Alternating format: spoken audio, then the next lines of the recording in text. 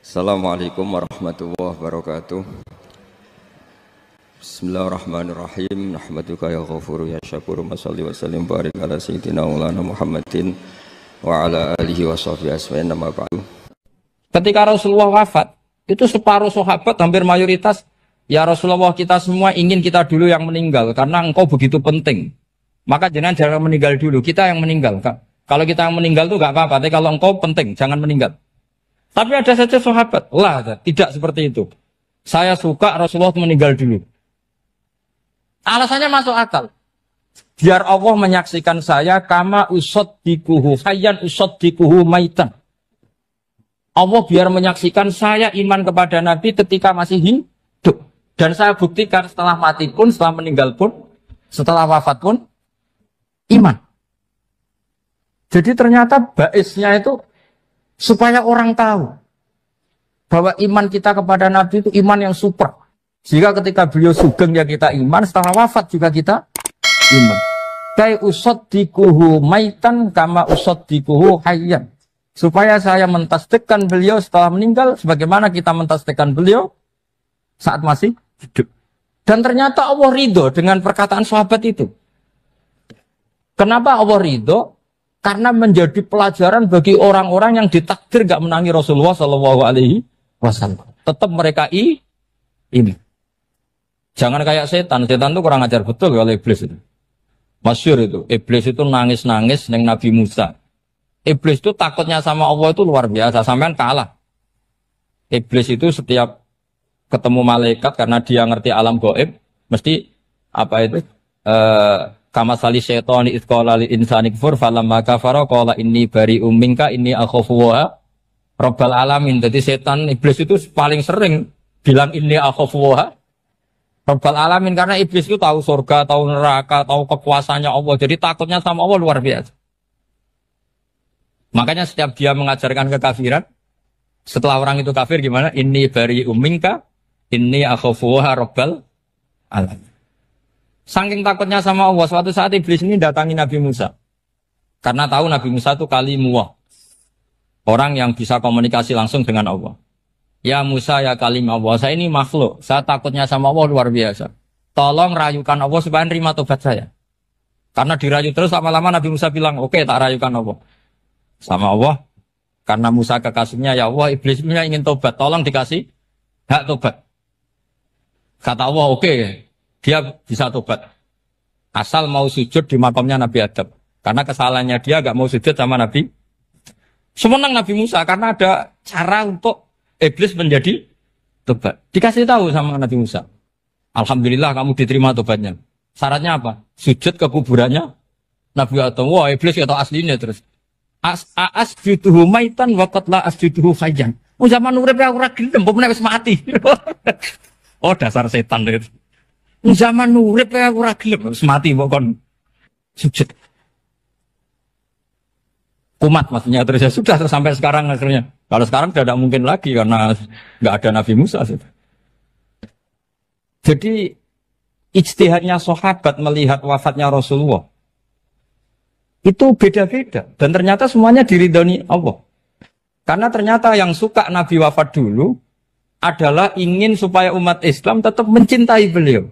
Iman sama beliau, tasdik sama beliau, sebagaimana tasdik zaman sugeng. Makanya kita harus mencintai guru-guru kita. Uhibbuhu maitan kama uhibbuhu hayyan. Saya sampai sekarang itu ya merasa Mbah Mun itu tidak meninggal. Saya masih merasa kalau bapak saya tidak meninggal karena kita mencintai beliau-beliau ketika hidup dan ketika wafat itu sama. Karena beliau-beliau sama kita juga seperti itu. Rasulullah itu ketika mendekati wafat, ya bahasa halusnya intaqala ila rafiqil a'la. Itu Nabi kalau ngedikan tuh rileks sekali. Hayati khairun lakum wa wafati khairun lakum. Jong aku nak uripku ya apik. Engko nak aku wis kapundhut ya apik. Fa amma hayati fali asunna lakum as-sunan. Sebagian riwayat fa innakum tuhadditsuna anni wa uhadditsu ankum. Kalau saya masih hidup, saya bisa mengajarkan kamu sunnah. Mengajarkan kamu tradisi-tradisi yang benar. Dan ketika aku mati, ketika aku sudah wafat, maka saya jejer Allah, kata Nabi. Saya berdampingan dengan Allah, maksudnya dekat Allah. Tentu bila Kevin walan hisab. Terus sudah fa'inna amalakum, amal-amal kamu diperlihatkan ke saya. Belum yang saya sudah dekat Allah, kalau amal kamu baik, saya muji Allah. Kalau amal kamu buruk, saya langsung mintakan ampun kepada Allah. Jadi Nabi rileks sekali. Artinya saya hidup bagus karena bisa ngajarkan kamu as-sunan wa syara'i'. Kalau saya wafat karena saya dekat Allah, kalau kamu baik, saya muji Allah. Kalau kamu buruk, saya mintakan ampun kepada guru-guru kita juga seperti itu. Justru setelah wafat, beliau-beliau punya kesempatan dekat sama Allah, dekat sama Al-Malail A'la, sehingga mendoakan apa? Nah, terus kata Sayyid Muhammad, wala taqulu lima yuqtalu fi sabilillahi amwat. Kamu jangan pernah berkeyakinan atau berpendapat atau berkomentar kalau orang-orang yang mati fi sabilillah adalah berstatus apa? Mati, amwat. Kalah. Terus kata Sayyid Muhammad, hadza li amati syuhada. Ketentuan ini bagi umumnya syuhada. Artinya gini, umumnya syuhada saja tidak berstatus amwat. Apalagi hadza Rasulullah, sayyidus syuhada, sayyidul anbiya, sayyidul mursalin. Tentu tidak pernah berstatus amwat. Ya saya ulang lagi ya, jadi zaman cara berpikir. Amatus syuhada, syuhada yang umum saja berstatus hidup. Tidak boleh distatuskan amwat. Apalagi Rasulullah itu sayyidus syuhada, sayyidul anbiya. Maka status beliau pasti hayyun la yamut. Pasti beliau itu hidup tidak. Dan karena beliau itu asfaq, sangat sayang kepada kita. Sebagaimana zaman beliau hidup itu sayang kepada kita. Sampai nangis-nangis minta hak syafaat. Maka setelah meninggalkan pun beliau pasti sayang kita. Dan pasti berusaha supaya kita diampuni oleh Allah Subhanahu wa ta'ala. Sehingga ada sahabat yang tadi berpendapat, kalau saya nggak masalah Nabi wafat dulu. Supaya Allah menyaksikan saya, usaddikuhu maitan, kama usaddikuhu hayyan. Jadi ini cerita ya, cerita sudut-sudut mana. Fikih itu penting sekali. Kata Sayyid Ali yang Shahibu Simtid Durar itu, wabihi kiwamus syariah. Yang bisa mengawal syariat itu hanya fikih. Fikih itu ya kalau yang paling gampang untuk kita misalnya punya Fathul Qorib, Fathul Mu'in, Fathul Wahab. Tapi yang faham betul, mesti faham itu ngelotok setengah hafal. Jangan bawa kitabnya tok, sementing sekian semester terus selesai. Itu sama-sama dosa, itu dosanya ya dosa, mahasiswanya juga dosa. Karena sudah terlanjur sarjana agama, ternyata nggak bisa, itu kan mendingan dasar sarjana agama. Itu saya tak cerita sama Kiai Roba, itu ada fatwa Kiai juga wali. Suatu saat ada penyanyi dangdut top terkenal di Indonesia itu. Itu nyanyi dangdut. Ya penyanyi ya dai. Entah itu hakikat, entah majas, tidak tahu. Itu Kiai itu fatwanya lucu. Kalau kamu datangi dia pas main dangdut, masih saya beri izin. Tapi kalau datangi dia pas pengajian, itu tak larang. Kan santrinya jadi eskal. Ini pas pengajian dilarang, pas dangdutan kok malah dapat izin. Tapi bukan berarti halal ya, dapat izin. Dapat izin kan potensinya bisa karena dilarang lah ya tetap belerot. Terus suatu saat si santri ini setengah wali, tidak wali tapi setengah. Lama-lama itu memahami gurunya. Memahami gurunya ternyata sirinya begini. Kalau seorang penyanyi yang tidak pernah ngaji, kemudian ngomong agama, itu potensinya itu fadallu wa adallu, sesat dan menyesatkan. Tapi kalau dia sedang nyanyi dangdut, penyanyinya cowok, sama jangan bayangkan dangdut putri, enggak, itu cowok sudah tua lagi. Jadi potensi halalnya ada lah maksudnya untuk, tapi tidak alat musiknya, orangnya. Tapi kalau dia nyanyi itu paling dosanya hanya nyanyi. Saya ulang lagi, murid tadi akhirnya paham kalau datangi pengajian itu artinya ikrar kalau dia seorang dai atau seorang yang layak ngomong apa? Agama. Itu lebih bahaya karena kita santri, apalagi kita doktor atau MM, terus ngekrori orang yang nggak jelas asal usulnya. Tapi kalau nyanyi kan nyanyi saja. Sehingga itu menjadi fikih. Bahaya terbesar dalam fikih adalah apa? mengkaji fikih tidak dari ahlinya. Ya seorang lagi ya, mengkaji fikih tidak dari apa? Ahli. Nah kenapa demikian? Begini, saya beri contoh. Ilmu fikih itu tentu pertama dari Rasulullah SAW. Kemudian bersanad sampai kita, atau kita sampai Rasulullah. Itu mengalami sekian ijtihad yang tidak mudah. Saya beri sekian contoh. Dulu Imam Syafi'i itu sukanya sama guru yang miskin, ya karena rata-rata santri juga miskin. Jadi mesti ngidolakan guru yang miskin, karena sesama miskinnya harus berkoalisi. Tapi akhirnya gurunya Imam Syafi'i itu miskin sekali. Namanya Muslim bin Khalid Az-Zanji itu miskin, Sufyan As-Sauri miskin, Sufyan bin Uyainah miskin. Setelah ngaji di Medina itu Imam Malik itu kaya. Pas itu Imam Malik sudah kaya. Setiap ketemu Imam Syafi'i dikasih uang. Sampai ketika Imam Malik itu bilang, kamu sudah alim, ilmu saya sudah habis, kamu ngaji sama yang lain. Sama siapa? Kata Imam Malik, orang yang sealim saya sudah meninggal, namanya Abu Hanifah. Tapi dia punya murid, namanya Muhammad bin Hasan Asy-Syaibani, kamu ke sana. Terus Imam Malik datang ke Baki. Dulu Baki itu pasar rental, ya Grab lah kira-kira sekarang. Untuk mengumumkan, siapa kafilah yang mau ke Irak? Kita ya Imam Malik, dibayari sama Imam Malik. Ini yang antar ke Irak, ke Muhammad bin Hasan Asy-Syaibani.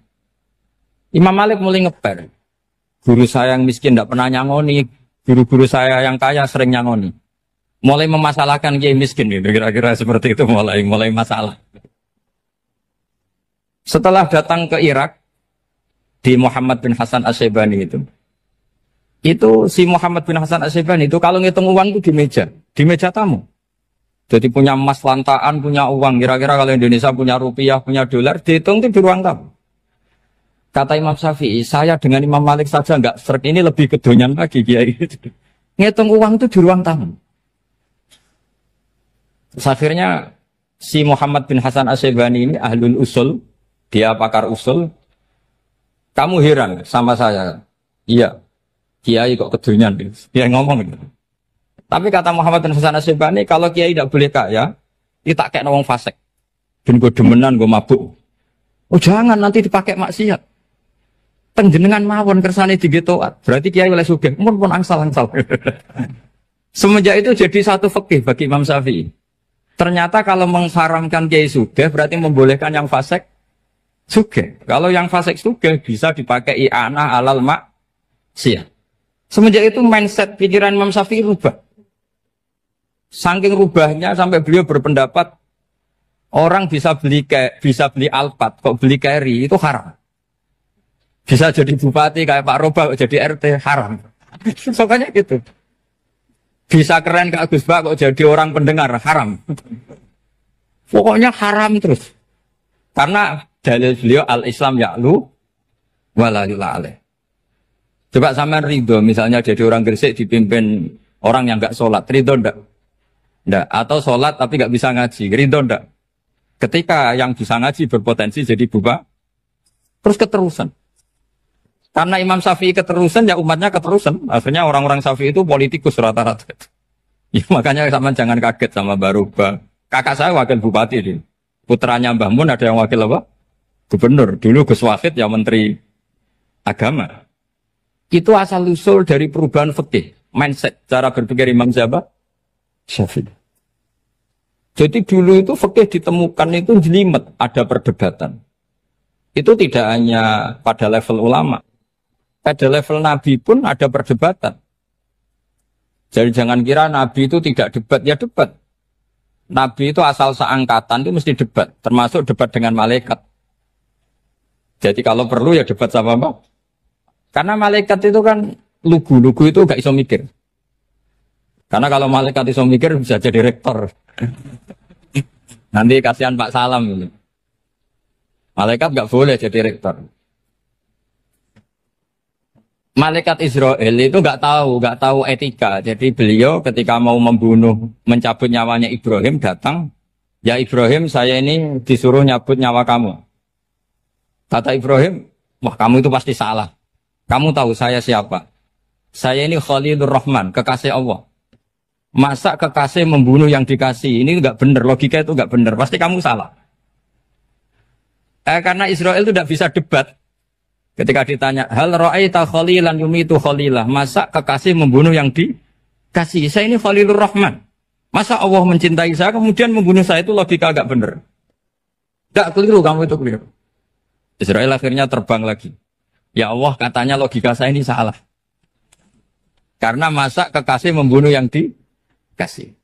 Karena Israel nggak pernah sekolah, nggak pernah sekolah. Nggak bisa dia jawab. Akhirnya diajarin Allah. Dah kamu bilang gini ke Ibrahim. Hal ra'aita khalilan yakrahu ayyalqa khalilah. Masa kekasih tidak siap ketemu yang dikasih. Dibalik logikanya.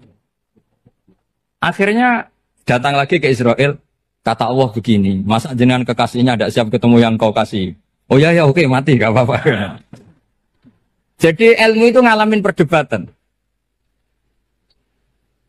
Jadi saya datang murni karena Kiai Mas Buhin, bukan karena MC. Itu dosa besar kalau saya datang karena MC. Karena saya punya kewajiban yang lebih besar. Jadi yang bisa mengalahkan adalah a'dzama minhu, yang super besar. Karena jelas ada riwayat, inna min abaril birri silatar rojuli ahla wuddi abih. Ya, inna min abaril birri silatar rojul ahla wuddi abih. Di antara kebaikan yang sangat baik adalah seseorang menyambung teman bapaknya. Padahal sampean kan nggak mungkin teman bapak saya. Teman saya aja nggak mungkin, nggak level apalagi bapak saya kan. Jadi malah mohal itu. Saya berkali-kali cerita di mana-mana cerita, fikih itu harus dievaluasi. Karena ini masalah furu'iyah. Saya berkali-kali cerita di mana-mana cerita. Hukum berteman orang fasik gimana? Pasti orang jawab haram karena takut ketularan orang fasik. Tapi kalau dibalik, hukumnya bina orang fasik gimana? Ya baik, umatnya Nabi. Bisa bina kalau berteman. Kamu bisa bina orang fasik tanpa berteman? Gak bisa. Jadi kalau dibalik, hukum berteman orang fasik gimana? Haram.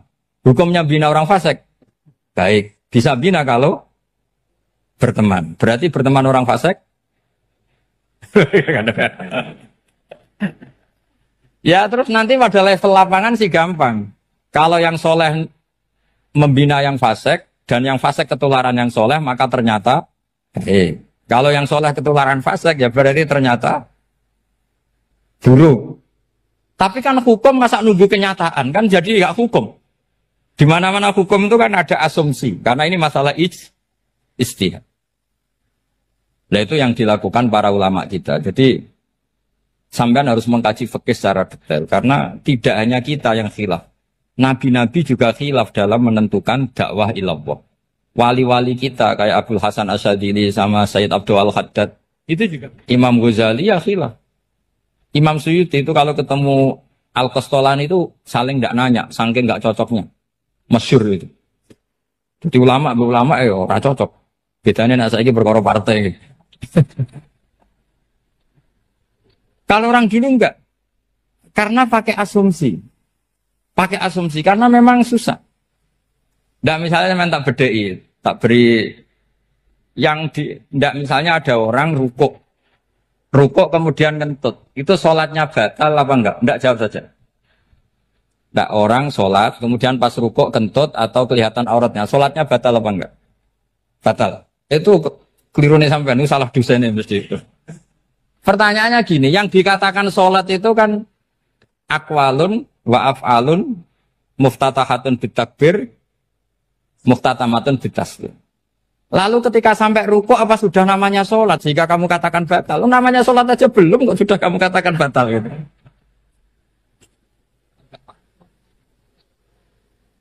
Iya kan? Jadi kalau aku mau sholat pas rukuk ngetut batal atau ora? Mestinya jawaban yang benar, ya ora sholat jadinya gitu. Karena kalau dikatakan sholat definisinya harus sampai salah. Tapi kan kita nggak mungkin ngomong seperti itu kan dianggap majnun. Padahal itu yang benar, yang punya kecerdasan. Nah makanya pertanyaannya, fikih itu ngikuti bahasa awam apa bahasa istilah? Kalau ngikuti bahasa awam ya kayak tadi, sholat kok pas rukuk kentut maka batal. Sebenarnya yang batal itu sholatnya apa rukuknya? Nah makanya terjadi perdebatan. Kalau yang pakar-pakar usuli itu salah istilah itu nggak mau. Saya ulang lagi, kalau pakar-pakar usuli itu salah istilah itu nggak mau. Terus misalnya tak beri contoh lagi. Kalau imam itu sudah salam pertama. Salam pertama itu yang rukun kan salam pertama. Berarti setelah salam pertama imam sudah keluar dari sholat apa belum? Yakin? Ya, sudah. Sekarang sama tak bedain. Lalu makmum itu kesunatan langsung berdiri apa nunggu imam salam kedua? Enggak, jawab satu. Nunggu salam kedua kan? Dan itu kriminalnya sampai Anda dalam sufi itu. Kriminalnya begini. Berarti Anda mau bergantung sama orang yang sudah tidak sholat. Kata kamu setelah salam pertama dia sudah tidak sholat.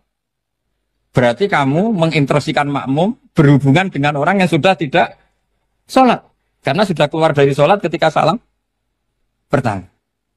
Kalau kamu di debat gitu gimana jawabnya? Pusing kan? Berarti robtul makmum bisolatiman sing wis laisa fi sholatin. Berarti menggantungkan sholat sama orang yang sebetulnya sudah tidak sholat.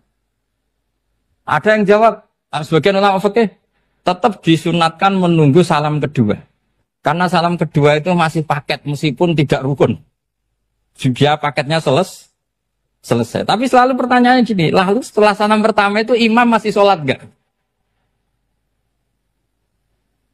Sudah sama berani jawab tuh? Nah ini pentingnya bodoh, gak mikir sebenarnya. Jadi makanya bodoh itu barokah karena gak mikir. Jadi soalnya Rabbana ma khalaqta hadza apa? Batila. Sing bodoh ya barokah, sing pinter ya barokah. Sera barokah maksiat. Serana barokah plus. Jadi ilmu itu harus mengalami satu gesekan karena logika itu bisa dibalik. Nah karena ilmu itu mengalami satu gesekan, satu logika yang bisa kayak iya kayak enggak. Sehingga jargon di dunia ijtihad itu begini. Ra'yuna shawabun yahtamilul khata' wa ra'yuka khata'un yahtamilus shawab. Pendapat saya benar tapi mungkin salah. Tapi pendapat kamu taruhannya salah dulu tapi ya mungkin benar. Jadi mustahid kalau kata mustahid itu lucu. Ngomongnya itu ra'yuna shawabun yahtamilul khata'. Pendapat saya tarifnya benar dulu tapi ya mungkin salah. Kalau pendapat kamu salah tapi ya mungkin benar atau mungkin bisa salah ya tidak tahu pokoknya mungkin benar. Nah kenapa demikian? Begini, di luar masalah tauhid, saya ulang lagi di luar masalah tauhid, itu tentu ada masalah-masalah yang sifatnya ijtihadiyah. Ya saya ulang lagi, yang sifatnya apa? Ijtihadiyah. Dan ijtihadiyah ini nggak pernah selesai karena muqtadul hal, konteks kesejarahan maupun konteks kesempatan itu tidak sama. Dulu kiai-kiai itu ngaramkan dasi, ngaramkan celana karena yang celananan yang dasinan itu penjajah. Sehingga mantas sabah biqaumin bahwa minhu. Tapi lama-lama kiai-kiai itu ya pakai dasi, pakai celana. Ya karena dianggap sudah tidak mantas sabah biqaumin bahwa minhu. Ini ngalami pergeseran. Semua istihad itu ngalami pergeseran. Lalu pertanyaannya begini, lalu istihad apa Gus yang permanen? Yang permanen ya istihad dengan alatut istilah apa? Istihad. Saya beri contoh misalnya begini. Nabi Musa itu yang ngalami istihad. Kata beliau karena kangen Allah, itu ingin melihat Allah karena kangen. Rabbi arini anzur ilai. Qala lan tarani walakin anzur ilal jabal. Ya sudah namanya orang kangen ya ingin melihat. Ya sudah gitu aja. Sehingga ahli ilmu kalam itu berdebat. Kalau kata ahli sunnah, karena Nabi Musa minta ingin melihat Allah, berarti melihat Allah itu jaiz, mungkin. Karena Nabi gak boleh bodoh meminta sesuatu yang mau hal. Maka antipatinya ahli sunnah terhadap pendapat Mu'tazilah itu antipati. Karena menurut pendapat Mu'tazilah, Allah itu qadim, Allah itu laisa kamislihi syai'un, sehingga gak bisa dilihat. Pertanyaannya adalah berarti Nabi Musa meminta sesuatu yang mau hal. Itu bodoh sekali sampai nggak tahu mana mau hal, mana apa jaiz. Makanya kata Imam Ghazali, masa Nabi Musa yang Nabi nggak tahu kalau melihat Allah itu mau hal. Sampai minta berarti nganggap itu jaiz atau boleh. Itu cara pandang orang-orang ahli sunnah apa? Wal jannah. Tapi tetap saja sebagian ulama itu ya balelo. Yang kayak Mu'tazilah itu ya balik loh. Cara berpikir Pokoknya itu karena kangen, bukan karena mungkin atau tidak mungkin. Jadi nggak mungkinnya tetap tidak mungkin. Terus mereka dalil la tudrikul absar wa huwa yudrikul absar. Nah, sudut pandang ini akan terus. Ada seorang wali ditanya, kalau kamu di surga ingin melihat Allah apa enggak? Jawabnya enggak. Kenapa ya? Kasihan Allah. Terus kenapa ya? Unazzihu dzalikal jamala an-nadhari misli. Saya tidak ridho Allah yang hebat, yang keren, kemudian sing delok terima aku wong resik. Koyok gak ngergani pangeran.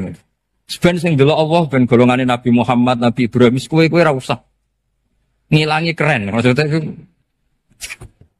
Jadi ada ulama itu jadi wali kalau sholat itu karena di soft belakang.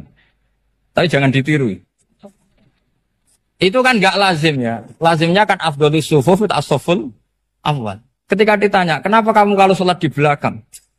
Cek GR, koyok wani suwan pangeran gak ngarep. Aku sungkan, jadi gue guli. Kalau sampean kan karena males, bukan karena sungkan.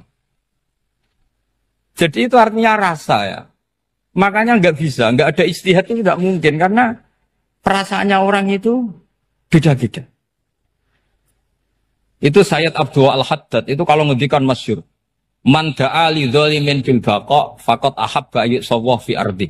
Orang yang mendoakan orang fasik masih hidup, gak mati-mati, itu berarti suka kalau Allah dimaksiati di buminya. Wong fasik kelakuannya rak maksiat, nak mbok dongakno mari. Itu berarti kamu ingin Allah didurakani terus menerus karena si fasik masih hidup. Tapi kalau Abu Hasan As-Sadili cara ngendikan gini, kalimatnya persis. Man ahabba alla yusawwahu fi ardi faqad ahabba alla tadhhara maghfiratuh. Orang yang ingin dunia ini steril, gak ada maksiat, maka sama saja berkeinginan tidak melihat luasnya maghfirahnya Allah. Sama-sama wali besar. Tapi cara pandang hubungannya dengan Allah seperti itu. Jadi mau tidak mau, istihad itu mau tidak mau. Makanya tidak usah dipertentangkan misalnya cara berpakaian, cara apa. Yang penting sesuai aturan Islam ya sudah. Karena ini urusan rasa. Urusan apa?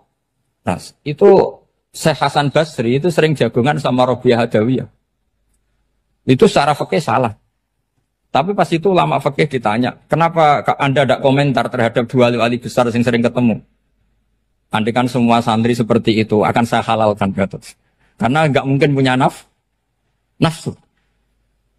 Sehingga fikih dulu memang masih asli. Kamu lihat di takrib misalnya, lelaki melihat perempuan itu nggak boleh kecuali sekian alasan. Termasuk boleh itu li taklim karena mengajar. Atau lil muamalah. Lah ini yang mulai masalah. Ada warung kopi, penjaganya cantik. Santri-santri ngopi. Ini lil muamalah. Kan kasus itu. Mau disalahkan tuh ada takbirnya. Mau dibenarkan ini jelas fasik kan, jelas fasik. Maksudnya sudah fasik sebelum itu ditambah itu, jadi fasiknya permanen. Nah pertanyaannya adalah, kalau kamu ngajar mbak-mbak, kemudian hafal yang cantik yang enggak, itu taklim di nazar apa nazar di taklim? Itu taklim apa modus? Makanya kalau ngopi cari bakul yang cantik, itu muamalah untuk nazar apa nazar untuk muamalah? Loh kalau saya ngopi dengan Kiroba pasti halal. Karena begini, berjalan saja, bareng capek, nggak tahu itu warungnya siapa, terus berhenti ngopi. Kebetulan bakulnya cantik. Nah itu mungkin halal, karena kan saya tidak milih-milih. Ingin ngopi, kebetulan bakulnya cantik. Kalau kamu kan nggak apal daftarnya. Wah itu mesti haram itu, mesti haram itu. Karena berarti kan kamu menjadikan ngopi ini modus. Gue jagain tak kok pangeran. Lo kok nazar? Muamalah Gusti muamalah. Itu mesti modus. Maka fikih itu harus dikawal oleh tasawuf. Kalau ndak semua hukum fikih bisa diakalin. Makanya Imam Bukhari punya satu bab namanya Kitabul Khiyab. Bab mengkhilaf fikih. Beliau itu antinya sama Abu Hanifah itu luar biasa. Enggak ada ulama dibenci Imam Bukhari kayak Abu Hanifah. Masyhur itu. Untungnya beliau enggak menangi Abu Hanifah. Kalau menangi geger terus ini. Bisa bahsul masail terus. Itu Abu Hanifah itu ulama yang suka khilaf. Khilaf itu merekayasa hukum. Misalnya begini. Saya ini puasa agak lemes. ujian agak lemes, apalagi kiai serapati di duit santri beling-beling lemes ini. Apa mangan ini kan, poso-poso kok mangan kan gak keren. Supaya saya bisa makan dan halal, saya bisa ngajak kiai Robai ya jalan-jalan. Jalan-jalan nyari yang jarak 2 marhalah, ya sudah. Terus bisa makan, kalau ditanya Allah kok makan, musafir. Jadi bolehkah insya safar menciptakan pergi demi untuk supaya boleh iftar? Boleh enggak cara jenengan? Enggak boleh, alasannya apa? Kan pergi. Perginya juga enggak maksiat. Itu khilaf. Tapi Sayyid Muhammad, Abu Ya Sayyid Muhammad, Muhammad bin Alawi, Sayyid Muhammad, itu membela Abu Hanifah. Artinya membela jangan semua khilaf itu diharamkan. Karena itu cara, saya ulang lagi, karena itu cara untuk mengawal bahwa hukum Allah itu luas. Karena kalau nggak ada khilaf itu ya kita kesulitan. Kita kesulitan. Misalnya begini, ini penjelasannya, makanya kita harus sering mendengar. Saya itu dulu masih sangat fikih itu protes, kenapa ada puluhan polisi wanita? Itu kan pekerjaan cowok ya, pekerjaan pria. Tapi setelah mendapat penjelasan dari polisi, itu alasannya masuk akal, Gus. Kadang-kadang orang nakal itu menyembunyikan narkoba, itu di alat wanitanya. Itu kalau semua lelaki, polisi kayak jenengan, itu kan masalah itu. Sehingga memang harus ada polisi wanita, karena sebagian pengedar narkoba itu perempuan, dan menyembunyikannya di tempat itu. Kalau semua polisi cowok kan gak kebayang.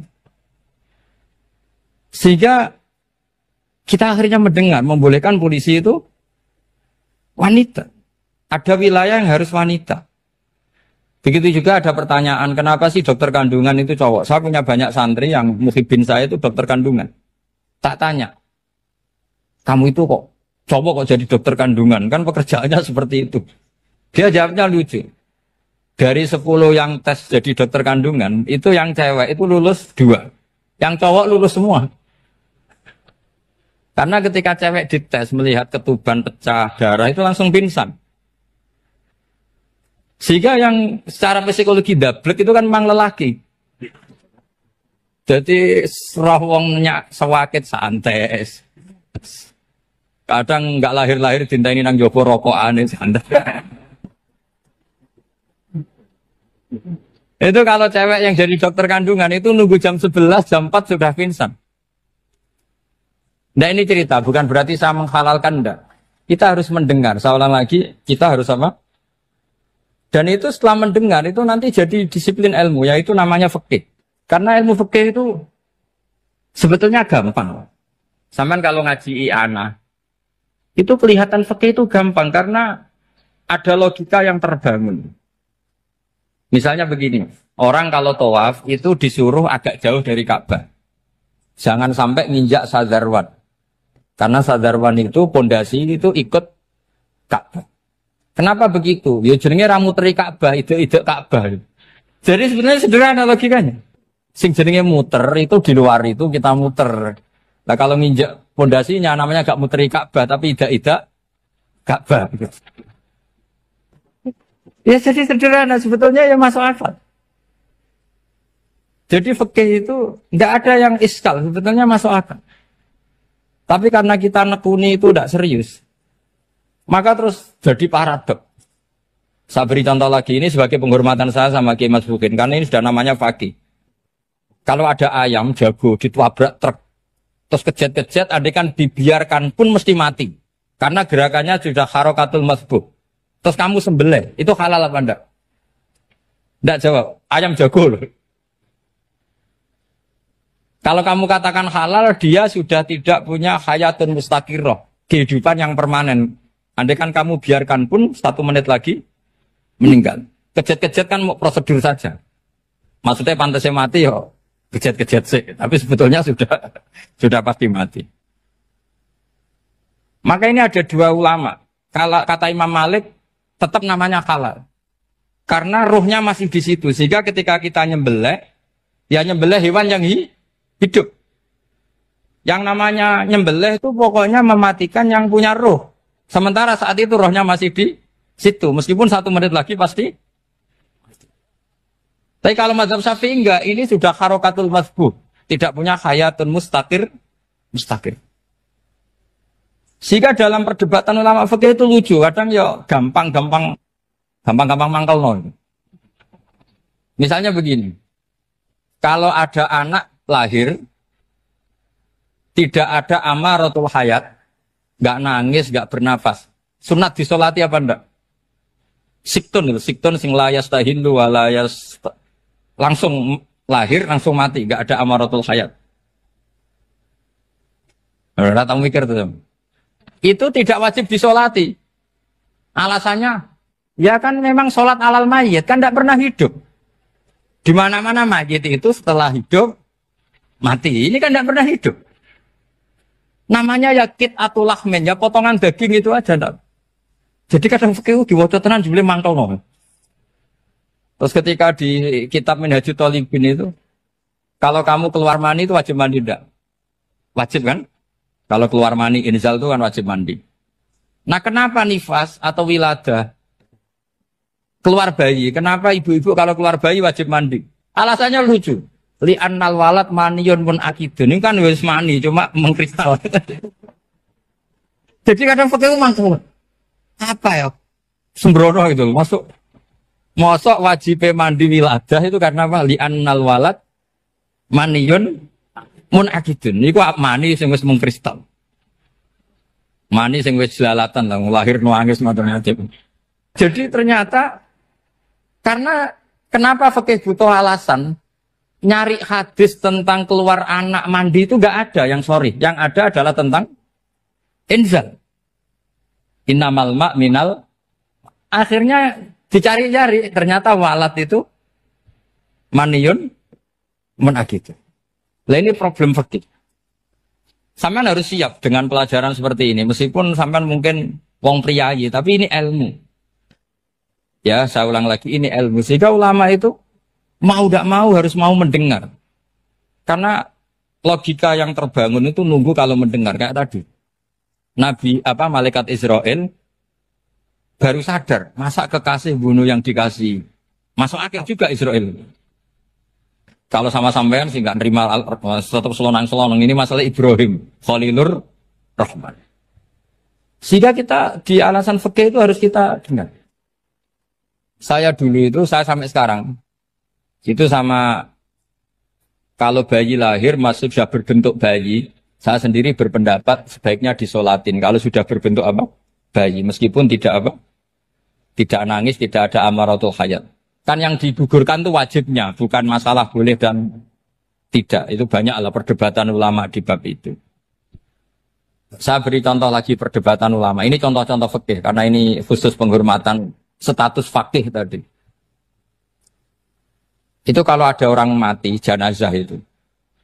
Jenazah itu kalau sholat, itu kan umumnya jenazah di depan, kita nyolati di belakang. Itu yang mengatakan begitu ya tidak punya alasan ya taunya mulai dulu begitu di mana-mana nyolati jenazahnya di depan. Tapi di kitab Makhali jelas diterangkan kata kaul sani tidak wajib. Alasannya ya lucu. Fa innal janazah laisat bi imamin. Jenazah itu tidak imam, kenapa harus di depan? Kan kacau kan? Lu coba alasannya di depan apa? Dia ada imam kok. Nah barokahnya fikih itu sehingga kita melihat di Arab Saudi sekarang itu jenazah kan di belakang. Tapi kita tetap nyolati apa? Mayit. Kalau di Arab Saudi musim haji, itu jenazahnya di kamar mayit, tapi kita nyolati. Itu satu-satunya takbir ya tadi, fa innal janazah laisat bimanzilatil imam. Tapi jangan praktekkan, nanti dia kepaliran sesat. Saya hanya cerita ilmu, jangan praktekkan. Kalau dipraktekkan masih jadi aliran sesat. Mono jenazah ning mburi imame kok ngarep aliran sesat. Sebetulnya bukan sesat tuh. Uji coba fikih. Ya karena tadi fa innal janazah laisat bimanzilatil. Bukti lagi kalau sampean sholat ghaib. Sholat ghaib ini misalnya mayitnya di Surabaya, boleh enggak sholat ghaib di sini? Terus jenazahnya di belakang kamu apa depan kamu? Nah ini kan fikih itu pokoknya gitu. Makanya standar furu'iyah itu susah. Karena perdebatannya itu mirip-mirip, kayak iya, kayak tidak, kayak. Makanya dulu zaman sahabat, ada sahabat itu mencintai Rasulullah. Senengannya sowan. Bukti cinta sowan. Banyak juga yang sahabat bukti cinta Nabi itu tidak pernah sowan. Alasannya ganggu. Kenapa kamu jarang sowan Nabi? Saya sering jamaah sama Nabi, saya tidak pernah sowan. Kenapa? Ganggu. Biar Nabi kalau di rumah sama anak istrinya, saya tidak mau ganggu. Makanya saya termasuk kiai yang gak pati seneng disowani. Karena ya itu tadi. Kalau ngulang seneng saya, kalau disowani biasa saya. Kalau kiai roba itu nilai, nak pernah sepuh jadi rasuan nilai. Jadi beda, saya sering ditilii kiai sepuh. Tapi bahasanya tentu tidak sowan, tapi nopo nilai. Kalau sowan itu maka kan nafkah itu seperti itu. Jadi ada disiplin, di situ ada disiplin ilmu. Yang kadang kita tidak cocok. Makanya Imam Syafi'i sendiri ngendikan kadang beliau dengan gurunya, dengan Imam Malik sampai ngarang, ikhtilafu Malik. Beliau punya data yang beliau itu sedang nggak sama dengan gurunya, yaitu Imam siapa? Malik. Karena mindsetnya itu beda. Tidak sampai misalnya saya tanya, sholat itu harus menghadap kemana? Tidak, jawab saja. Kiblat kan. Ukurannya apa coba? Namanya madhep. Wajah apa dada? Imam Syafi'i milihnya dada.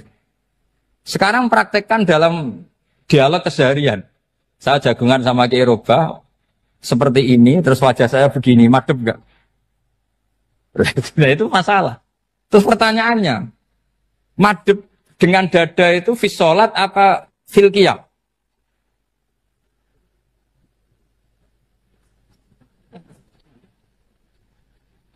Loh enggak, kalau fis sholat pas sujud dada kamu madhep mana coba? Kamu enggak pernah mikir kan? Ya madhep pakai dada itu kan kalau berdiri, kalau rukuk sama sujud.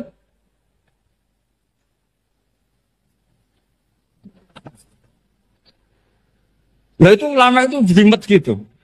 Makanya jarang yang menekuni profesi ulama itu. Karena menekuni proposal banyak, karena memang susah. Jadi ulama itu orang yang cara berpikir sudah aneh. Sehingga mereka detail. Maksudnya menghadap itu apa? Ukurannya kalau berdiri ya dada, tapi nggak bisa kamu katakan atawajjuh bisodri aturan dalam sholat, fikuli sholat.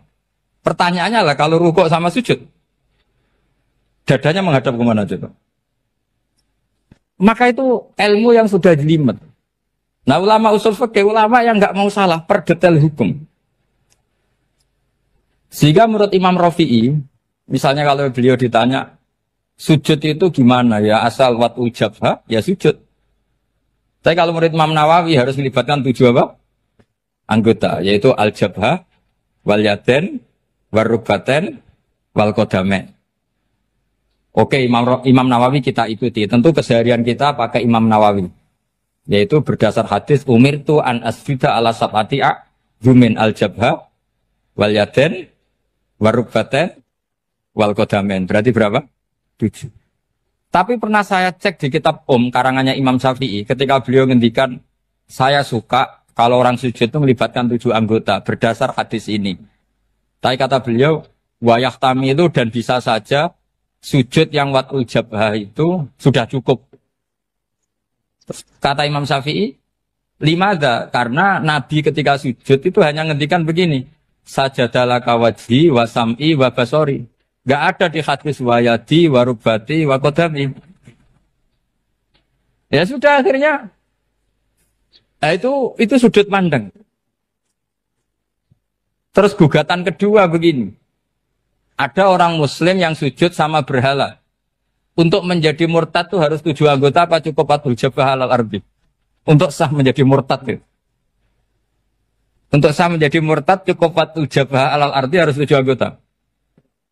Untuk keabsahan murtadnya itu. Tidak jawab. Makanya ini tugas dosen-dosen ini, meminterkan ini. Karena namanya sudah faqih. Faqih itu ahli faqih yang detail namanya faqih. Kalau ini mutafaqih. Jadi bukan tafakuha tapi tafakuha. Kayak tamarodon. Gitu. Jadi wazannya nanti itu wal idhari ma laysa fil waqi'. Jadi ini bukan gojlok, ini memang marah saya ini. Jadi kalau sudah pakai gelar fakih, Harus fakih betul. Nah, mohon kalau mengkaji fikih itu harus detail. Minimal takrib itu setengah hafal.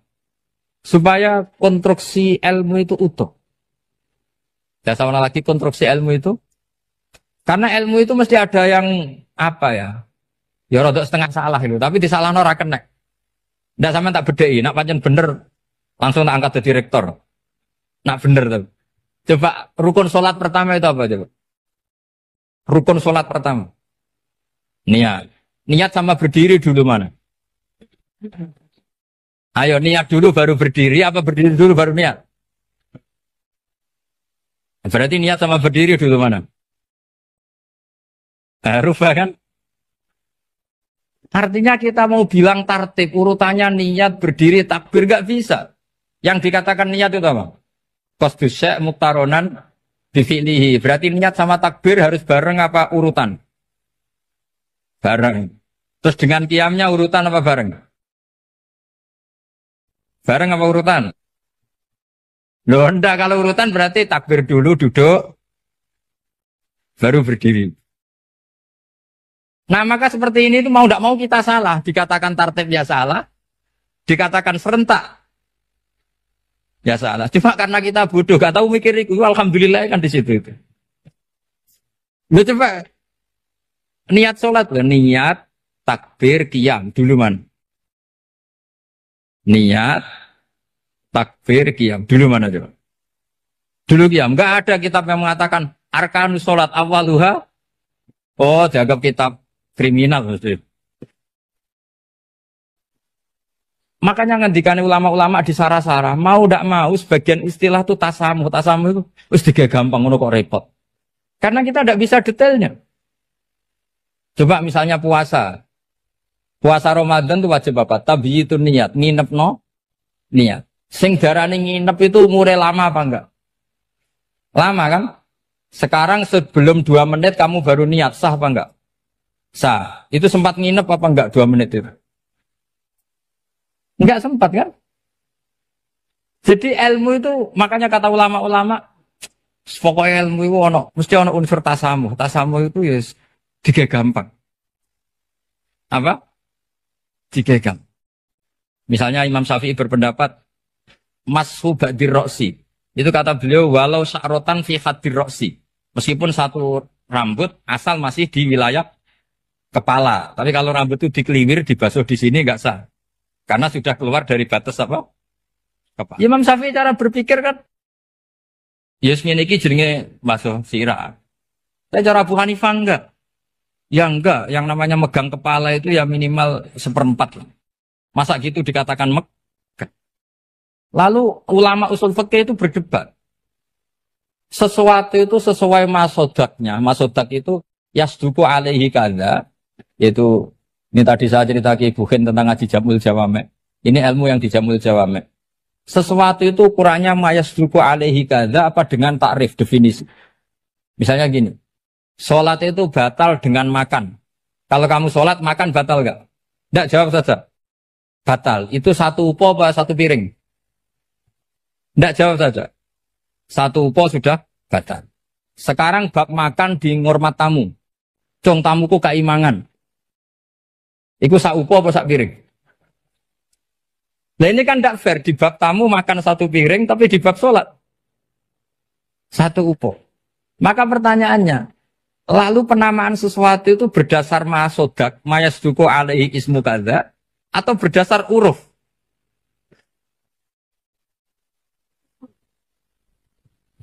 Ukurannya apa coba? Maka terus jadi perdebatan. Nah ini di sini ini pentingnya ulama karena ya sekarang saya bedai sekarang. Cengkeh itu wangi apa enggak? Kategorinya cengkeh. Wangi kan? Kalau orang bikin kue tar pasti pakai apa? Cengkeh. Pakai wedang ronde supaya manis. Apa wangi dikasih apa? Cengkeh. Nah itu saya berkali-kali cerita. Pernah mau dipikirkan orang Islam itu nggak boleh rokok karena dianggap pakai apa? Mewangi karena ada apa? Cengkeh. Tapi terus didebat. Kalau gitu berarti orang Jumatan sunat rokok. Karena Jumatan disunatkan pakai pewangi. Wah itu kan. Wah akhirnya tuh. Wah iya repot ya. Jadi kalau cengkeh kamu kategorikan wewangen, yang orang ihram nggak boleh rokok karena pakai cengkeh, yang wangi. Konsekuensinya orang Jumatan sunat rokok karena berarti di masjid pakai apa? Pewangi. Kan sesat semua. Jadi itu ilmu. Makanya selain fikih mateng, itu ada ilmu yang namanya usul fikih. Usul fikih itu yang neliti itu. Mayas duku alaihi kaza. Jadi yus ngono iku darani ngono. Saurang lagi. Ngono iku wis darani ngono. Ora perlu roh detail. Ya, saya ulang lagi. Wis ora perlu roh detail. Makanya Abu Hanifah itu misalnya basuh wajah. Wis anggar kecelok ngene iki basuh wajah. Nek Imam Syafi'i kan detail. Mimbaini mana bitis sya'ri sampai ila somahe uzunehi ila zakon. Terus mana bitis sya'ri Imam Syafi'i nambah apa? Ghaliban. Kenapa ditambah ghaliban? Karena kalau orang budak mana bitis sya'rinya di sini. Jadi itu fikih. Jadi fikih itu jelimet. Padahal kita ini nggak pernah berpikir secerdas Imam Syafi'i, tapi akhirnya ya mikir juga. Agak ditambah ghaliban, mana bitis sya'rinya orang budak kan? Sini. Terus sekarang perdebatannya, orang budak basuh maskur roksi di sini sah enggak? Karena tadi itu wajah apa kepala, kan jadi bingung gitu. Ya makanya ini mukadimah saya supaya sampean lebih disiplin belajar fikih dan setidaknya didiskusikan lah kitab-kitab Minhajut Thalibin atau kitab-kitab Mahali. Karena di situ nanti ada perdebatan.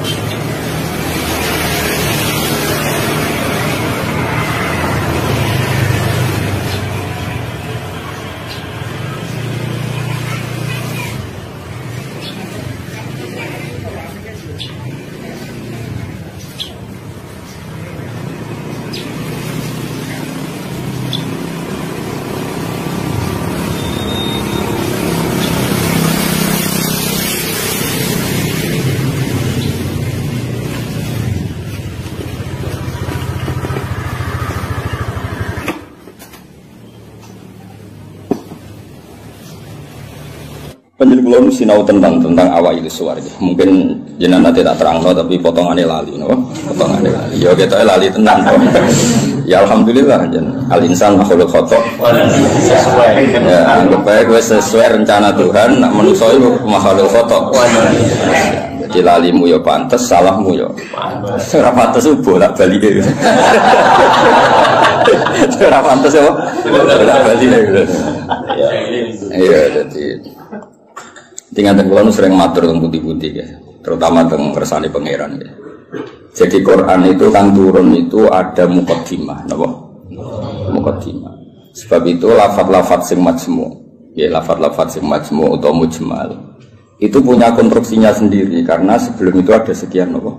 Peristiwa, napa? Ada sekian napa? Peristiwa. Nah, tentu Nabi sebagai Nabi itu oleh orang-orang terpelajar itu diperbandingkan dengan Nabi-Nabi sebelumnya. Ya saya ulang lagi, Nabi sebagai Nabi kan diperbandingkan dengan Nabi-Nabi sebelumnya. Nah Nabi sedurunge itu hasil untuk wahyu, hasil untuk kitab suci. Mulane suci terus ana kata kadzalika, kaya mengkono-mengkono napa? Kaya mengkono-mengkono. Mergo wis turun ana muqaddimah napa? Ana napa? Muqaddimah. Eling-eling. Lah umpama ora ana muqaddimah kan janggal, wong hal kok ngarep wae. Nang hal kok ngarep. Ijek kawitan surat. Itu harus pas-pasan kan ya bingung. Wong saya pas-pasan ya bingung. Nah terang no finger. Pokoknya sing uteke pas. Luwe parane nek sing uteke wae pas. Iku malah repot. Ora pas. Pasange salah. Eling-eling. Iku penting mergo nggo ngawal Quran. Nggih ngawal napa? Quran. Jadi termasuk nggo ngawal. Kulo kan sering untuk pertanyaan. Gus katanya Quran itu mubin. Kenapa sih ada lafaz-lafaz yang enggak jelas? Enggak jelas itu di eranya itu jelas karena ada konstruksinya, napa? Ada konstruksinya. Misalnya ngaten sing paling terkenal ning era modern. Ya misalnya Mbah Bono sepuh-sepuh sering ngendikan ngono ya ngono tak bojo ngono. Itu kan kalimat sing ora jelas. Ngono ya ngono. Tapi siapapun yang ngerti di komunitas itu di era itu ngerti. Beda blek tapi ojo nganti terus ra tobat. Proposal ya proposal tapi ya dikira-kira. Lah ya sesuai kontak ya seneng babon tapi ya dikira-kira sing gelem kira-kira ya ora melahirkan prahara baru. Sing gelem ya yo belum dirapi bodoni kok sing ora lahir ta prahara. Ya itu sesuai hukum Islam. Baru sesuai hukum Islam raimu ora sesuai. Akhirnya mundur, oh? Mundur. Itu jenenge yang ngono, tapi aja ngono. Jadi dikira-kira. Lah Quran juga kayak lafaz-lafaz seperti itu, lafaz mujmal yang kita tidak pernah tahu maknanya, tapi di eranya itu paham. Ya mau kadzalika, kaya mengkono apa? Mengkono sing. Mulai ngaji to aku ben kok. Iya, iku sowan-sowanan ngaji. Nek sowan-sowanan harus takok jam pinten. Sehat sedang. Nanti sok keluyuran rene yang mergo. Sehat. Takokno. Ngaji to wong Islam iku hubungane iki kiai iku. Soal iya soal ini kayak gini nggak ya buka sing soal kira gelem ya aku mau sing tutup ya gitu lah murid sing tutup itu aku ya kayak mengkono jadi konstruksi itu ada dan Nabi itu tidak boleh kecuali ada muqaddimah. Mulane Nabi udah di Nabi pertama sing roh kudu agama liya, rupane roh ibu khaira nastura. Mergo butuh napa? Muqaddimah, napa butuh napa? Muqaddimah. Wong Nabi kok ora ana muqaddimah kan gak dadi bahan diskusi. Ujug-ujug terus ngaku Nabi, terus wong takok Nabi itu apa kan yo repot. Makanya menurut keyakinan ulama-ulama niku negara ateis itu lebih susah diislamkan dibanding negara yang komunitasnya Yahudi atau Nasrani. Mereka ini sudah punya muqaddimah. Mau ngatur tingkat kebencian, tingkat hasad, mau ngatur-ngatur itu toh. Dan ateis kan misalnya Nabi Muhammad pun Nabi, terus Nabi itu apa? Memangnya kenapa kalau Nabi kan repot? Nah, tapi Nabi Muhammad ngaku Nabi di dengar orang Yahudi mesti diperbandingkan. Lo Nabi itu dulu trennya orang Palestina, Anda ini orang Mekah kok mengaku Nabi misalnya, digugat. Lalu makanya pinter berjanji terus nerangno Muhammad bin Abdullah bin Abdul Muthalib bin Hashim saterusé sing nasabe tok Nabi wa Ibrahim. Berarti manggone ning Mekah tapi tetap turunan wong Palestina. Ya mergo digugat. Akhirnya ana penjelasan. Kayak gue itu kok ngiyai kenapa? Wong kan nyari-nyari. Oh, pancen kiai liyane mati kabeh. Ya memang itu satu-satunya cara untuk mengkiaikan. Sekali ono sing urip kan yo ketok mahjub. Mana urip suwi-suwi kadang ngrasa dosa. Mahjub kabeh. Tapi aku kan gak gelem pidato nek. Jadi kadzalika kira-kira akhirnya diperbandingkan. Napa? Sebab itu Quran sering ngendikan musaddiqal lima nganti musaddiq itu ya karena diperbandingkan. Napa? Sing kok gawe iku apa, terus pola-pola sosiale piye, terus pola-pola nubuwah piye. Akhirnya pola nubuwah digawe kok sandi intelijen. Maksudnya itu gak penting, pola nubuwah itu modelnya gak penting, tapi itu dadi sandi. Misalnya ini contoh paling masyhur. Kena tak kei duwe, iku ya tak kei wae butuh entuk, napa? Entuk. Tapi Nabi ora oleh dikai duwe istilah sedekah, kudu istilah hadiah. Ya barangnya padha ya duwe misalnya. Sehingga ketika Salman Al-Farisi itu nyari Nabi akhir zaman itu kan sampai ketemu sekian pendeta. Dia ngetes yang Nabi, Salman itu kan terpelajar sekali, sangat terpelajar. Dia orang Persia. Muhammad, kamu ini orangnya punya tanggungan banyak, punya santri banyak. Kalimatnya yang gitu pertama. Aku dekormo, kowe santrimu akeh, kowe luwih butuh sedekah iki dikekno. Tu falam ya Musa syai'an itu megang aja Nabi tidak kerso terus manggil sahabat halmu ila hadatu am serene mangan-mangan cum. Jadi Salman hadihi wahidah ini satu alamat. Setelah itu setelah 1 minggu 2 minggu datang lagi bawa kurma. Ya manggil si Muhammad. Ya Muhammad hadiyatun. Ini hadiah untuk kamu. Terus Nabi dahar sidik, seliane dikana sahabat. Orang disimpen. Ya ceritanya rania tidur. Tersinggungan sih. Ya rasa sensitif kok wedok baru. Simpen lah. Lah kok simpen Nabi ora? Lah ora Nabi. Saya wajib bener ora? Aku ora Nabi. Akhirnya terjadi iki lho. Nah itu kan lucu kan, alamatnya mau ngono tok, gak kerso betul, tapi bagi pelakunya sandi itu penting. Kayak justru di mana-mana sandi itu ya ra ketara no. Ya biasa ya keseharian. Ora terus bulan pecah apa itu mukjizat tidak sandi namanya no. Karena terlalu kelihatan. Lho Khadijah itu kan ngaji kitab sama wis pinter pol Khadijah ngaji. Niku ngongkon Maisarah, saya Muhammad itu teliti, Nabi tenan tau ora. Padahal dia karo ngongkon Maisarah jeneng lanang apa? Engko nang kowe juga ngawal itu. Aga Nabi dikawal apa? Maisarah jeneng lanang ngawur. Nang kowe di pengawal itu alasane Nabi dikawal apa? Maisarah jeneng lanang. Oh, apa? Oh, sama-sama wastari gitu. Nggih, Jawa digo wedok. Digo wedok. Enggak Arab itu jeneng tak iku Hamzah, Tolha, Maisarah, Hudzaifah, Usama. Aku kiai. Aku tangi turu terus nyontokno puluhan. Kowe mikir ambek aku tangi turu gampang. Jeneng lanang sing nganggo apa? Tak. Walhasil itu diteliti. Walhasil suatu saat Nabi itu memaklumatkan diri ketemu Jibril. Khadijah yo lucu. Dia ini percaya Nabi Muhammad Nabi beliau kan punya referensi diceritani Maisarah ini itu ya dianggap referensi dan apa? Barang suatu saat Nabi jadi Nabi tenan. Pas itu kan belum, pas nikah kan belum kan 25 kan. Masih 15 tahun ke depan, 15 tahun ke depan. Padahal Nabi itu ternyata lucu. Sekamane ya Zauji kalau nanti ada sohibukum nanti ini Jibril sohibukum datang kamu bilang ke saya. Ya pas santai-santai kalian Khadijah. Iki Jibril teko. Ya nak sedikit mandok-mandok. Aku masyhur terus fatahas sarat an khimariha. Ya jika berada dibuka sebuah piye ceritanya. Ono piye sing rodok ngawur iku rodok semua. Masih dibuka apane soal ana sing dibuka. ditakoki kan. Ijek kancamu mlayu. Terus absyir kowe sing seneng kowe sing teko ning kowe malaikat tenan ora setan. Kok setan tambah delok.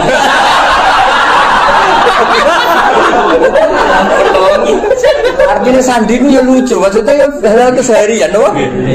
Hal apa? Tapi ku sengkrong penginjil sama dhisik, no? Hanya di Islam ya ngono wa kana imro'an tanassara fil jahiliyah wa yaktubu minal injil masyaallah ayaktub. Iku statusnya Waraqah bin Naufal. Khadijah juga sama, beliau juga penginjil. Semua orang di sekeliling Nabi itu belajar Injil semua, penginjil di sini. Mulane ketika ada Nabi karek dicocok-cocok. Klarifikasi. Kayak aku ini kan ya sinau hafid sing bener ngene. Terus ora ngene-ngene iki kan kaget kan. Oh no, ya kan kabeh wong alim kan ngocokno wong alim iku ngene-ngene, ikhlas gak golek obat. Terus senengane mulang ra sowanan kan ngerti. Ujuk-ujuk ana wong luwih seneng sowanan timbang mulang lho iki piye. Kan kaget. Cara antar wong alim kan nak mulang ngantuk, nak sowanan kok semangat iki. Iki jenis apa? Varian baru apa kan? Karena ada definisinya kan. Ciri utama wong alim senengnya mulang. Jadi orang nak mulang ngantuk, nak sowanan kok semangat. Oleh nyeluk ji fase ra karuan. Misalnya, kira gitu misalnya sing fakta lho ya. Hafid yo padha, hafid dhisik iku yo sowan jenenge mulang ali gak tak sowan. Lha iki ana hafid mulang ambek orderan kok milah. Jenisnya apa? Misalnya kan. Ya padha ngaji ini ngaji. Mau ngaji ya fokus ngaji. Ngaji kok dolanan, mesti ada hiburan itu model apa? Nabi itu juga dibaca orang-orang yang baca Taurat dan Injil. Sebab itu sekali mereka iman itu disebut alladzina atainahumul kitab ya'rifunahu kama ya'rifuna abna'ahum. Mereka yang ngerti kitab Yahudi Nasrani yang orisinil dan mereka tidak ingin bohong, itu kenal sekali sama figur yang bernama Muhammad kama ya'rifuna abna'ahum. Ya mereka baca. Kayak aku ngerti lah kok. Wong alim sing ikhlas, sing ya ngerti kan ada definisinya, kenapa? Ada definisinya untuk sandi ini. Itu mengerti terus ngerasa, naruh kitab itu hijau, naruh duit biasa. Ojo diwale, wale ali. Ya ranian dari cerita. Namun orang sing tobat, kan lumayan, lumayan. Di saya jadi Imam Malik orang sowan mesti takok ya pengen ngaji apa.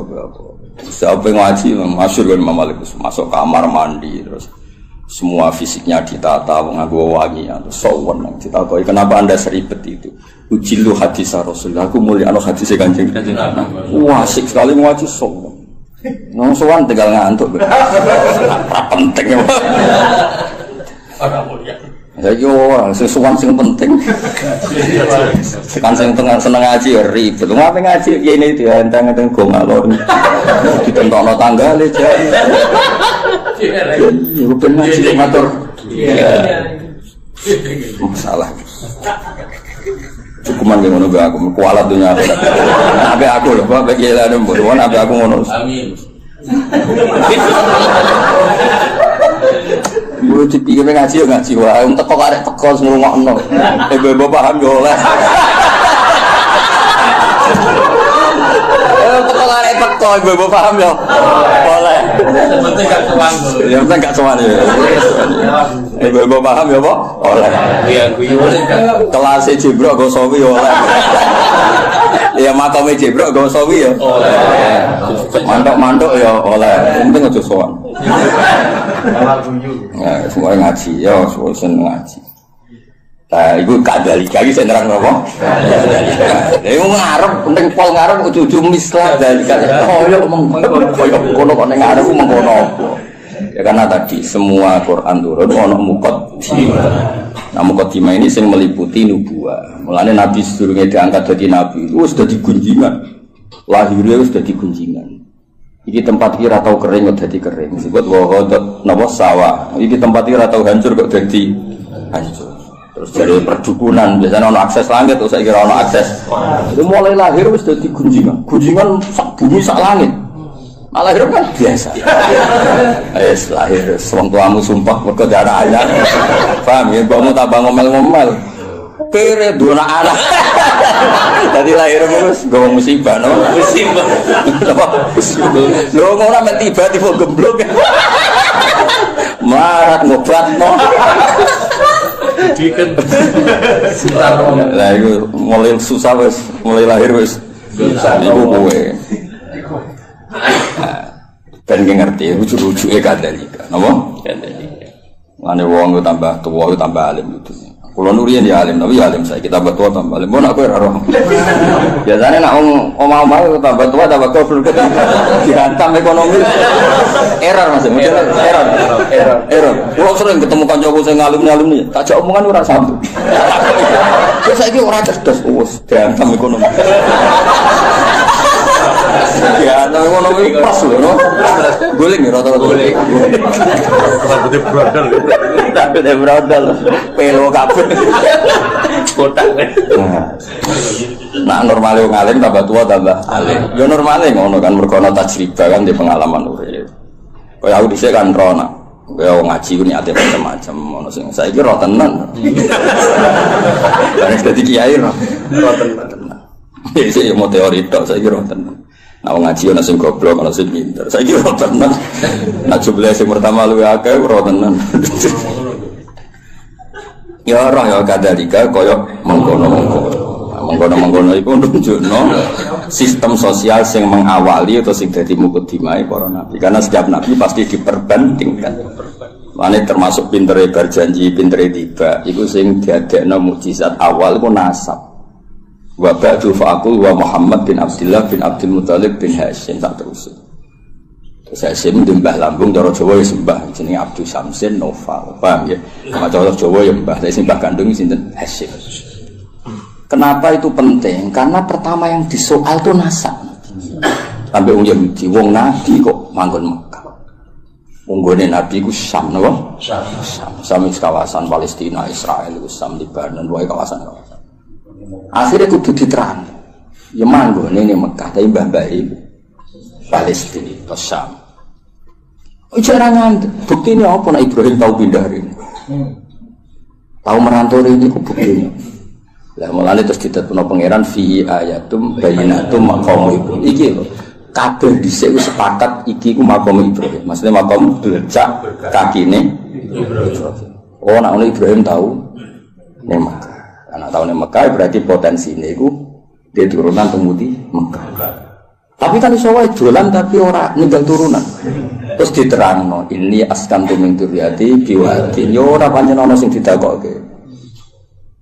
Kuwi maca Quran minimal kaya aku. Kok